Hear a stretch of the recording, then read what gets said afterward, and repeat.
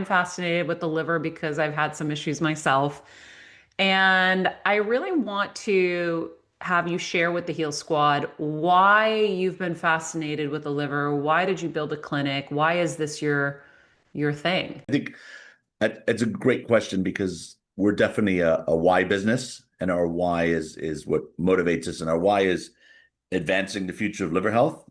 There's a great Simon Sinek talk where he talks about people really get into they could subconsciously feel why you do something rather than the how or the what. So my why began with I'm Swiss British. I was in California studying to be a winemaker, which is what my family does, which is it's kind of apropos because when you're a Hmm. viticulturist and you grow vines, they can be 60, 70 years old, they get sick. You prune them, you take care of them, you nourish them, you heal them, and they're living beings that you love and take care of. So I think that's probably where I get a lot of my caregiving aspect. That and my mother was a nurse, so that they kind of bonded me and kind of helped mold me.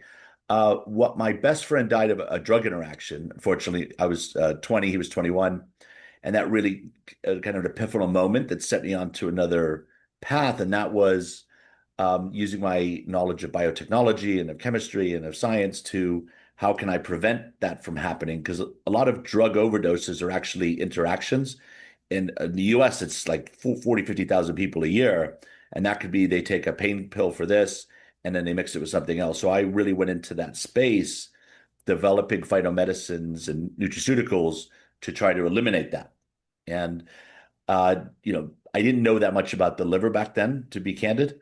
And along that path, the mentor that helped me start my first business when I was 19, actually, I was 20, excuse me, he died of liver cancer.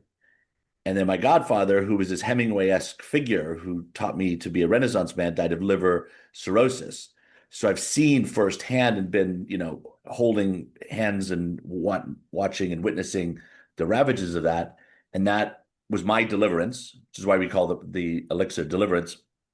And deliverance is a lovely term. It's used a lot. It's used a lot in church as well, but it means to set you free or to take you from a bad place to a good place. So I used that negative, those things which could be viewed as negative, but were traumatic.